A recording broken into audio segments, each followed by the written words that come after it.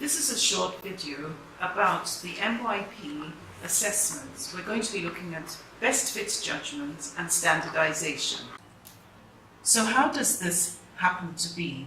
You know that at the end of every unit you take summative assessments. These summative assessments would have been fitted under criteria A, B, C or D or all of them. And once a student has taken several of these, we need to put these together to create an overall view of what they have actually achieved. This is what we can see here. Okay, let's just have a look at all the criteria one by one. This is criteria A. And let's have a look at what the student has achieved through the semester. I can see that there are 1, 2, 3 bars which are at level 4. So if I were to make a best fit judgment, I would say that this student has got a level 4 because the most occurring grade there would be the 4. Yes, there are a couple above the 4 and a few below that, but I would say on the whole the student performs at this level for criteria A. Now let's have a look at criteria B. There are only 3 assessments here which we can look at, but we can still get an overall picture. There's one very good score and then a couple of 2 poorer ones. So what would you do in this case? Do you remember the formative assessments the students might have taken? Those should help you make a best fit judgment.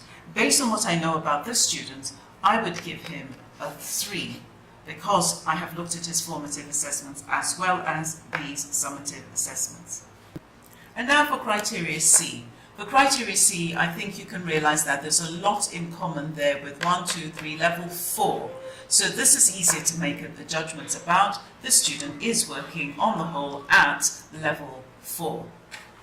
Now this last criteria, D, we can actually see that we could imagine that the student is working at a 1, 2, 3, level 4, but have a look at this. This student has actually not achieved any of the level descriptors for 2 of the tasks. But again, looking at what the student has done of the formative assessments, I would say on the whole the student works at a level 4, bar the odd thing that might happen in between.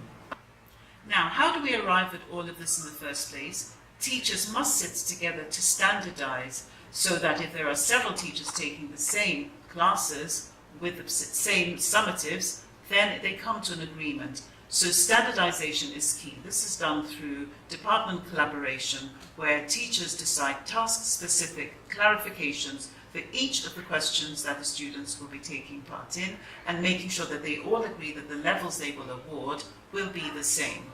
This is standardization. Goodbye.